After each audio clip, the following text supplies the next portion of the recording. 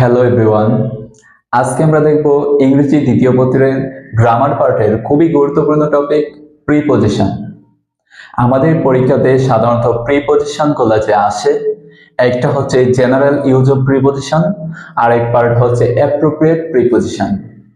আমাদের general preposition গুলো আমরা কম বেশি সবাই জানি, কিন্তু অ্যাপ্রোপ্রিয়েট প্রিপজিশন গুলো হচ্ছে একটা নির্দিষ্ট ওয়ার্ড থাকবে, ওই ওয়ার্ডের সাথে একটা নির্দিষ্ট অ্যাপ্রোপ্রিয়েট প্রিপজিশন বসবে। পরীক্ষাতে কিভাবে তোমরা বুঝে শুনে আনসার করবা সেই কৌশল নিয়ে আজকে আলোচনা করব। দেখো, প্রথমে তোমাকে জানতে হবে প্রিপজিশন কি। প্রি মানে পূর্বে, পজিশন মানে অবস্থান, অর্থাৎ পূর্বে অবস্থান। প্রিপজিশন সাধারণত দুই স্টেপে আমাদের পরীক্ষাতে আসে, হচ্ছে জেনারেল প্রিপজিশন, দুই হচ্ছে অ্যাপ্রোপ্রিয়েট প্রিপজিশন।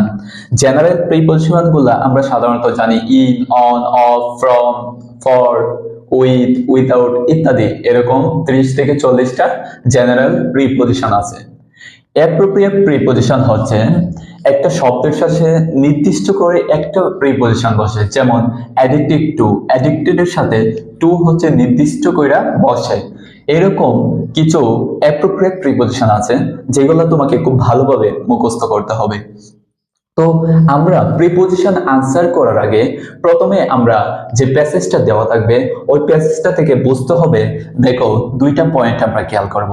দুইটা পয়েন্টের মধ্যে হচ্ছে প্রথমে যে গ্যাপটা দেওয়া থাকবে, গ্যাপের আগের শব্দ, আগে আমরা চেষ্টা করব গ্যাপের আগের শব্দ, অর্থাৎ আগের শব্দ দ্বারা অ্যাপ্রোপ্রিয়েট প্রিপজিশন দ্বারা নিয়ে গ্যাপটা ফিল আপ করা যায়।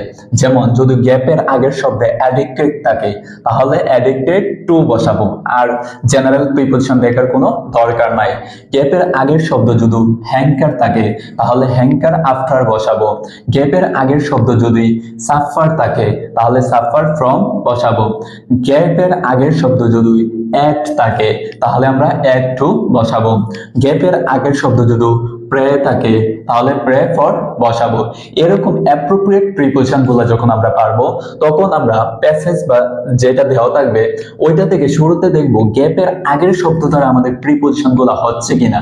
তোমাদের পরীক্ষাতে অ্যাপ্রোপ্রিয়েট প্রিপজিশন থেকে 6 থেকে 7টা আসবে। 6 থেকে 7টা হচ্ছে অ্যাপ্রোপ্রিয়েট প্রিপজিশন থেকে আসবে, আর জেনারেল প্রিপজিশন থেকে আসবে হচ্ছে 3 থেকে 4টা। তাই তোমাকে গুরুত্ব দিতে হবে অ্যাপ্রোপ্রিয়েট প্রিপজিশন। তারপরে যখন আমরা গ্যাপের আগের শব্দ অর্থাৎ অ্যাপ্রোপ্রিয়েট দ্বারা হবে না, তখন আমরা গ্যাপের পরের শব্দ, কি বলছি, যখন আগের শব্দ দ্বারা প্রিপজিশন বসবে না তখন আমরা গ্যাপের পরের শব্দ দ্বারা চেষ্টা করব। পরের শব্দ দ্বারা বোঝাতে স্থান, সময়, এই দুইটা খুবই গুরুত্বপূর্ণ। তোমার স্থান এবং সময়, স্থানের ক্ষেত্রে কি বসে, সময়ের ক্ষেত্রে কি বসে, এই দুইটা হচ্ছে খুবই গুরুত্বপূর্ণ। যখন গ্যাপের পরের শব্দ দ্বারা বসাবো তখন ইন, ইন দিয়ে হচ্ছে মধ্যে বোঝা, কোনো কিছুর মধ্যে বোঝাতে ইন ব্যবহৃত হয়, কোনো কিছু উপরে বোঝাতে অন ব্যবহৃত হয়, নিচে বোঝাতে বিলো, নিচে বোঝাতে বিলো ব্যবহৃত হয়, কোনো কিছুর পাশে বোঝাতে বিসাইড ব্যবহৃত হয়, তারপর কোনো কিছু থেকে বোঝাতে হচ্ছে ফর্ম ব্যবহৃত হয়, কোনো কিছুর দিকে, কোনো কিছুর দিকে বোঝাতে হচ্ছে টু ব্যবহৃত হয়, কোনো কিছুর জন্য হচ্ছে ফর ব্যবহৃত হয়। এই হচ্ছে আমাদের প্রিপজিশন, জেনারেল প্রিপজিশন এবং অ্যাপ্রোপ্রিয়েট প্রিপজিশন।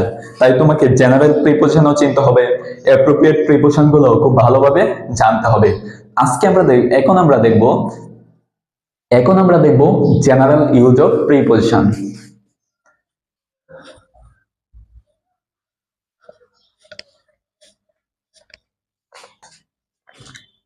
তো হচ্ছে একটা বক্স আঁকি আমরা গোল।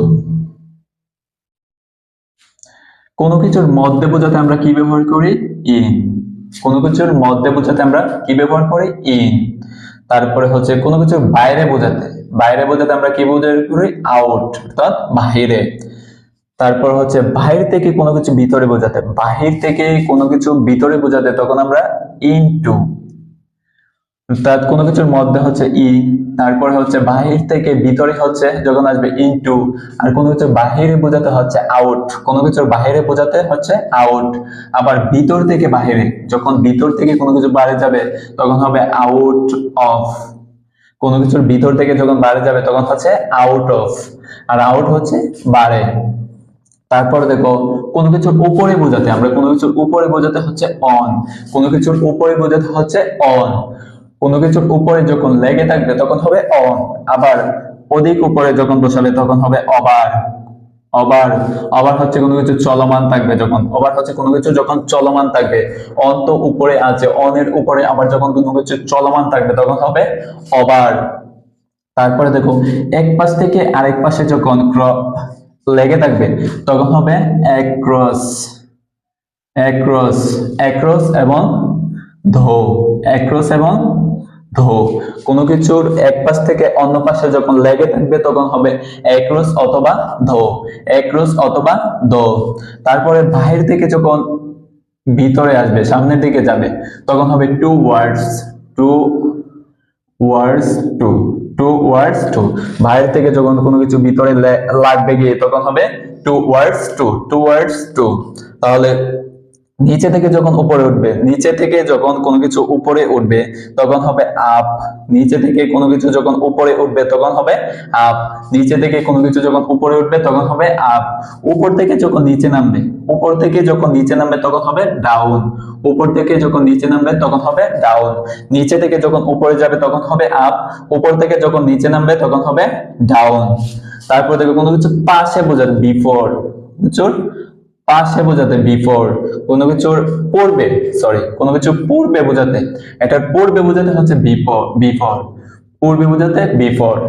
এবং পরে বোঝাতে পরে, পরে হচ্ছে আফটার, পরে হচ্ছে আফটার, পরে হচ্ছে আফটার, পরে হচ্ছে আফটার। একটু নিচে বোঝাতে, কোনো কিছুর নিচে বোঝাতে হচ্ছে আন্ডার, কোনো কিছুর নিচে বোঝাতে হচ্ছে আন্ডার, কোনো কিছুর নিচে বোঝাতে হচ্ছে আন্ডার। তারপরে আমাদের আরো আছে উইথ, উইথ, উইথআউট, উইথআউট। তারপরে হচ্ছে উইথ, উইথিন, উইথ, উইথআউট হচ্ছে উইথ হচ্ছে সাথে, কোনো কিছু সাথে বোঝাতে হচ্ছে উইথ, সাথে বোঝাতে হচ্ছে উইথ। উইথআউট হচ্ছে ছাড়া, ছাড়া বোঝাতে হচ্ছে উইথআউট, ছাড়া বোঝাতে হচ্ছে উইথআউট।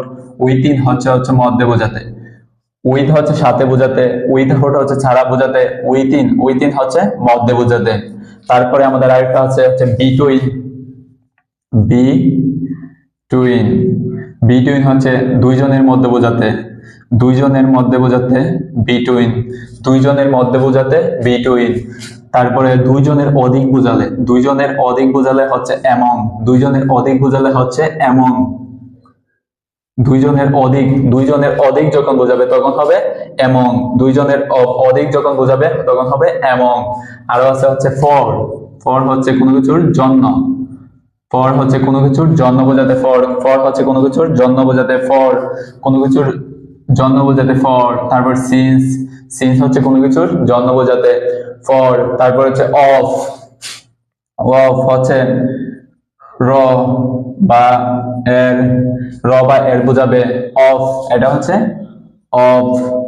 আর ডাবল এর যখন থাকবে এটা হবে অফ, ডাবল এর যখন থাকবে তখন হবে এটা অফ, ডাবল এর যখন থাকবে তখন এটা হবে অফ, হচ্ছে বিচ্ছিন্ন বোঝাবে, অফ হচ্ছে বিচ্ছিন্ন। ডাবল এর যখন থাকবে তখন হবে বিচ্ছিন্ন। তারপরে আর কি আছে, আর আছে হচ্ছে আমাদের বাই, বাই, বাই দিয়ে হচ্ছে আমাদের বোঝাবে দ্বারা, দ্বারা। এ হচ্ছে আমাদের general, general preposition. General preposition গুলা তোমরা এভাবে একটা ছকের মাধ্যমে খুব সহজে মনে রাখতে পারো। কোনো কিছুর উপরে বোঝাতে অন, আরো বেশি উপরে বোঝাতে ওভার অর্থাৎ চলমান থাকবে। তারপর এক পাশ থেকে আরেক পাশে গেলে হচ্ছে অ্যাক্রস অথবা দো। কোনো কিছুর মধ্যে বোঝাতে ইন, ইন ধরো বাংলাদেশের বাংলাদেশের আগে হবে ইন, কিন্তু বাংলাদেশের মধ্যে সিলেট, তাহলে মানে কোন সিলেট, বাংলাদেশের মধ্যে সিলেট তখন হবে এট। কি বলছি, কোন কিছুর তো মধ্যে হবে ইন, ওই মধ্যের আবার ছোট যেটা হবে তখন হবে এট। তারপরে বাইরে থেকে ভিতরে যখন কিন্তু ইনটু, নিচ থেকে উপরে হচ্ছে আপ, উপর থেকে নিচ হচ্ছে ডাউন, নিচে হচ্ছে আন্ডার।